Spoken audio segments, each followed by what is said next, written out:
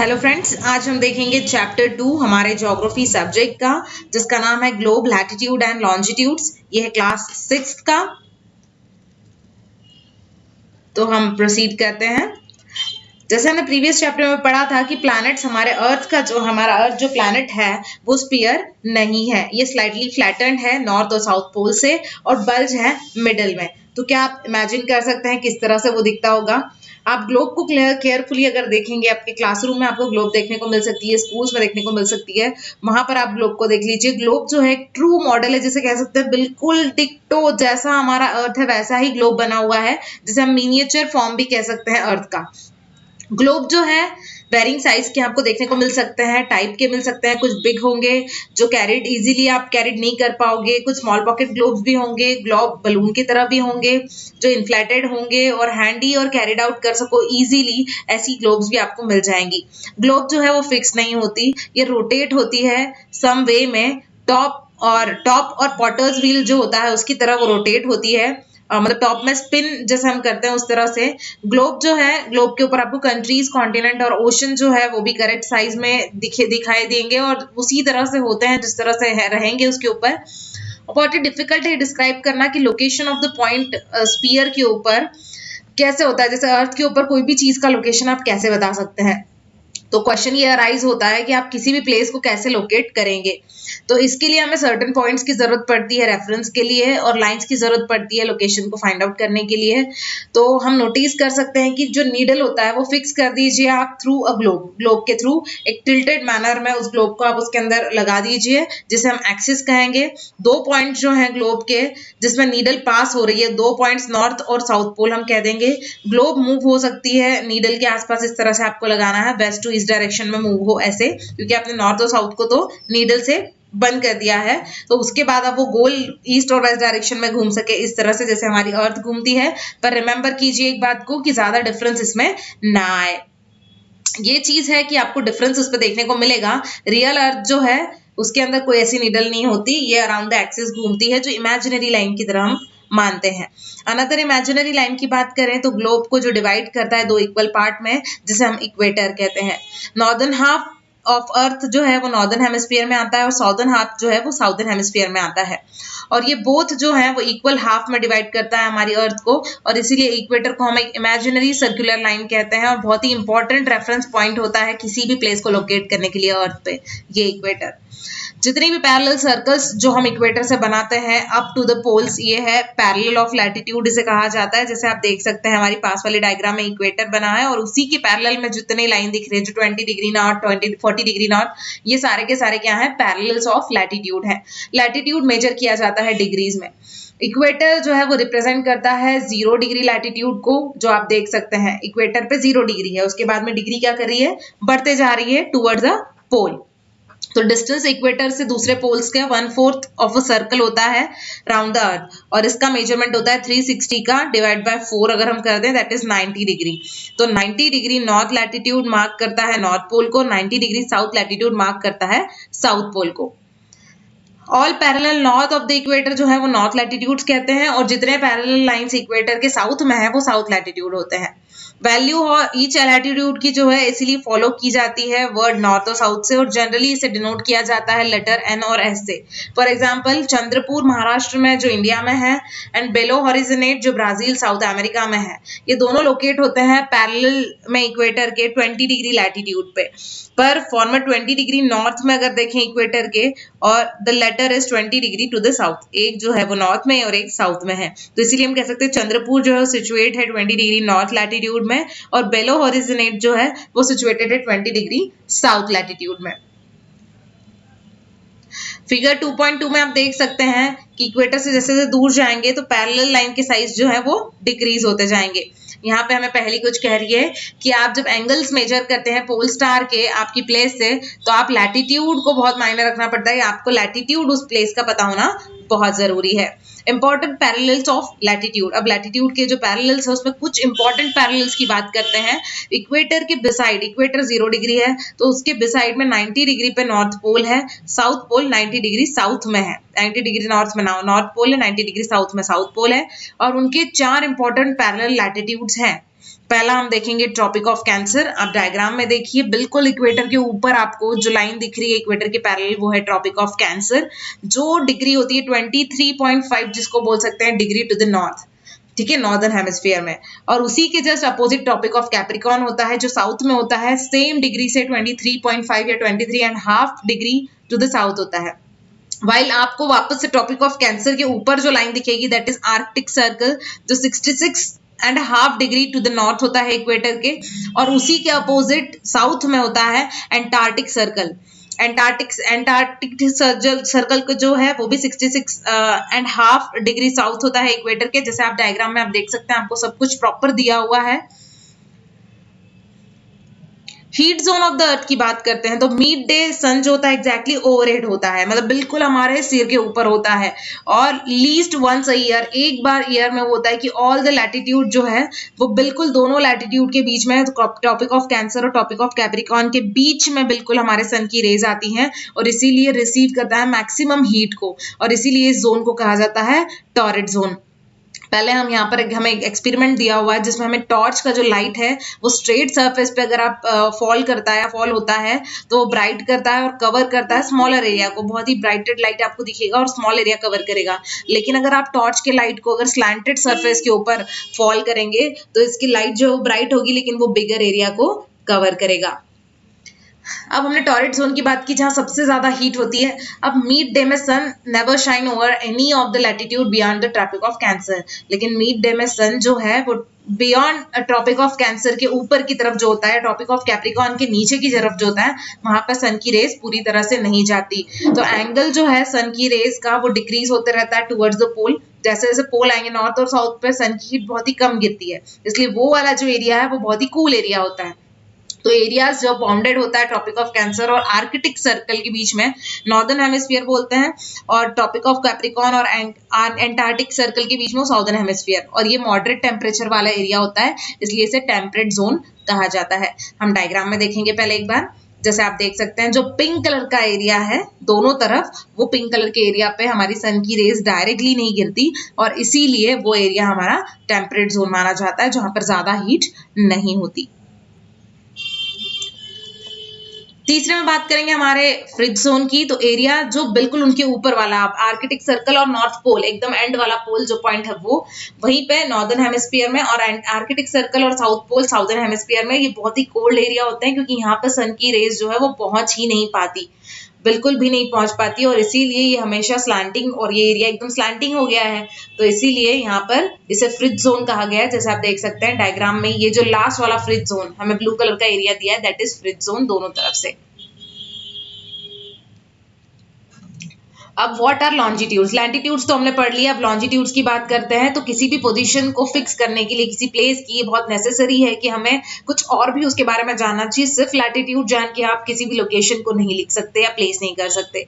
तो आप देख सकते हैं एग्जाम्पल, जैसे कि हैदराबाद पाकिस्तान का और इलाहाबाद इंडिया का हम देखें तो दोनों सेम लैटिट्यूड पे बिलोंग करते हैं, सेम लैटिट्यूड पे सिचुएटेड है, that is 25 degree 25 minute north.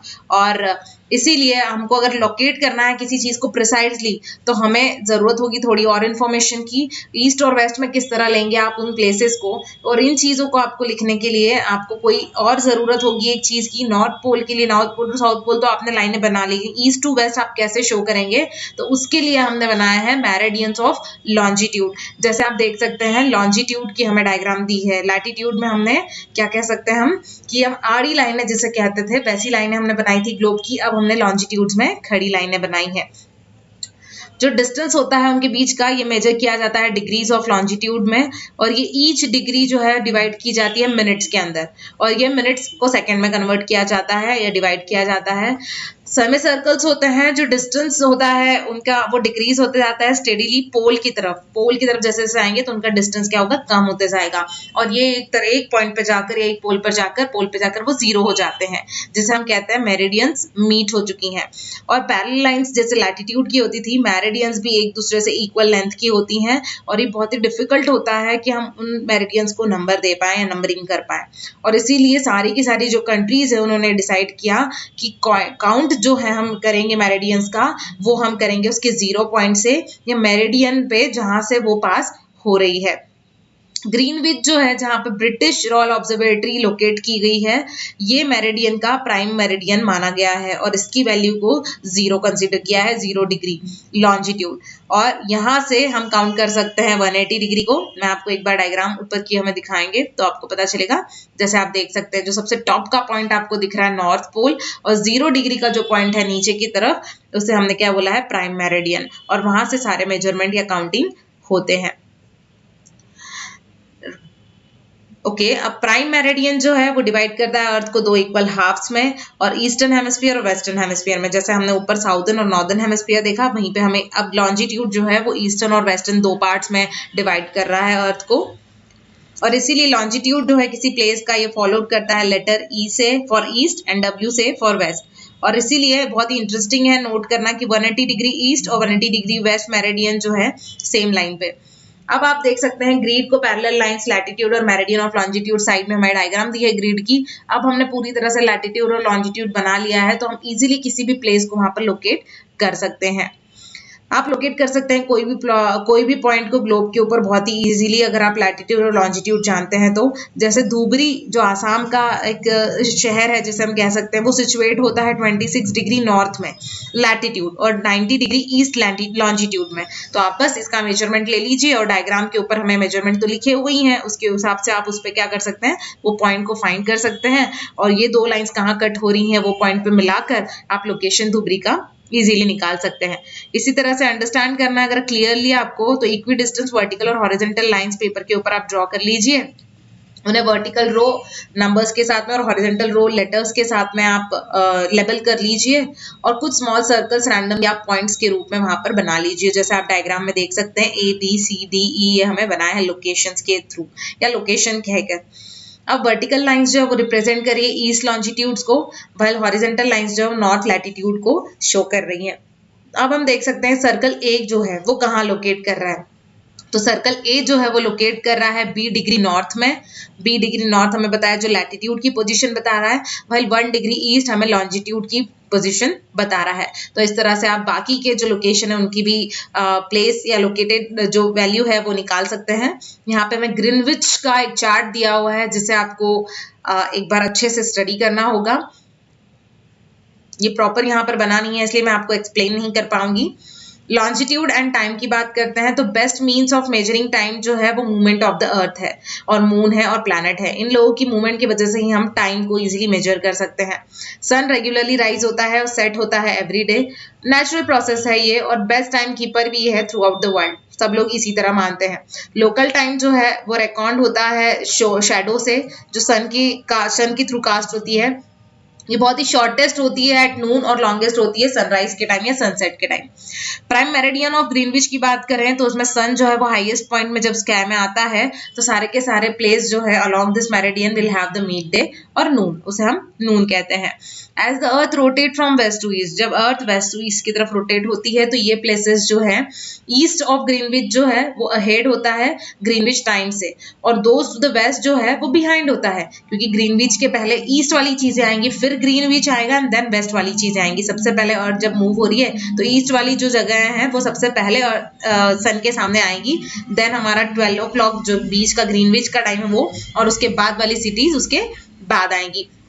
तो रेट ऑफ डिफरेंस जो है वो कैलकुलेट कैसे करते हैं, और अगर रोटेट कर रही है 360 डिग्री में 24 आवर्स में, तो इसका मतलब है 15 डिग्री में वो 1 आवर में 15 डिग्री क्रॉस कर रही है, और उसी तरह 1 डिग्री को वो 4 मिनट्स में क्रॉस कर रही है। तो अगर हम कैलकुलेट करें तो अगर 12 बजेगी नून की ग्रीनविच में, ग्रीनविच जो जगह है वहां पर अगर 12 बज रही है दिन की, तो वहां का time 15 degree east of Greenwich हो जाएगा, जो 15 into 4 60 मिनट्स हो जाएगा, दैट इज 1 आवर अहेड हो जाएगा, मतलब 1 घंटा पहले। और उसका मतलब है 1 बज जाएगी उस जगह पे जो ग्रीनविच से आगे की तरफ बना हुआ है। पर वहीं अगर वेस्ट की बात करें तो 15 डिग्री वेस्ट में जो भी शहर या जो भी जगह बनी हुई है उसका टाइम बिहाइंड द ग्रीनविच होगा 1 घंटा, तो वहां पर अभी 11 बजी होगी। सिमिलरली 180 डिग्री की बात करें तो मिड नाइट में देखेंगे तो ये जब 12 नून होगा ग्रीनविच में तब की बात होगी, इसी तरह से परफॉर्म होगी। कोई भी प्लेस अगर आपको वॉच करना है तो एडजस्ट करना होगा।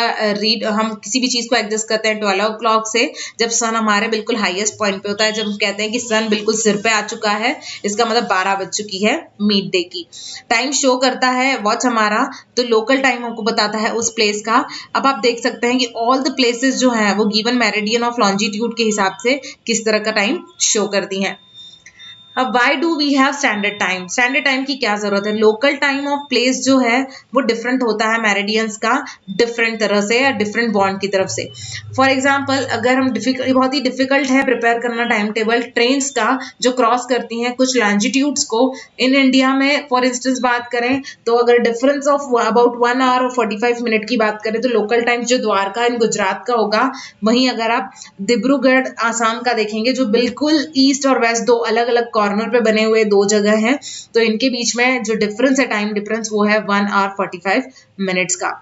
और इसीलिए ये नेसेसरी है कि हम अडॉप्ट करें लोकल टाइम को कुछ सेंट्रल मेरिडियन के लिए। हमारी कंट्री के standard time of the country for the country जो है वो हमें यूज करना चाहिए।